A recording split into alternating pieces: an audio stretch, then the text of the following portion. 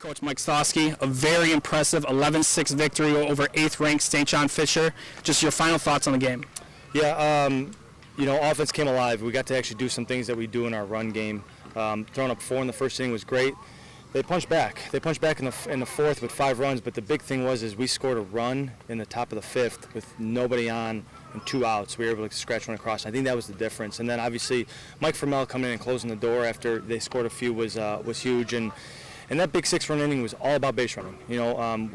Hats off to our offense, but we stole 5 bases that inning, and all 5 of those bases scored runs. So when we can play our Cougar baseball, it's amazing how good we can get.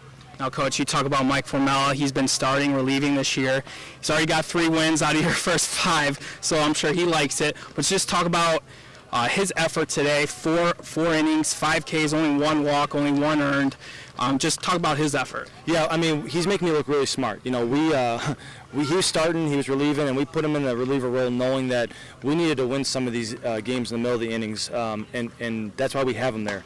So it would be great for him to start a game this week, but I think this is where we're gonna really use him. So he just comes in. The best part about it, he comes in with so much confidence, and the players behind him kind of know he's gonna throw up a 0. The hitters know, hey, Mike's gonna keep us here. Just scratch away and we'll get the lead again. But I mean, hats off to him. He's got 3 wins. I know he keeps stealing them from the starters, but I'm telling you this right now, he deserves all 3. Right, I definitely agree with that. And now on the offensive side of things, we could definitely talk about Mitch Wilson. We could talk about Joe Silva. But one player I like to particularly talk about is Brian Van Duzer, the catalyst at the top of your lineup. Went 4 for 4 today. I believe a couple runs scored as well. Just talk about how up over 500 as well on the year so far. Just talk about how he's evolved as a player so far this season.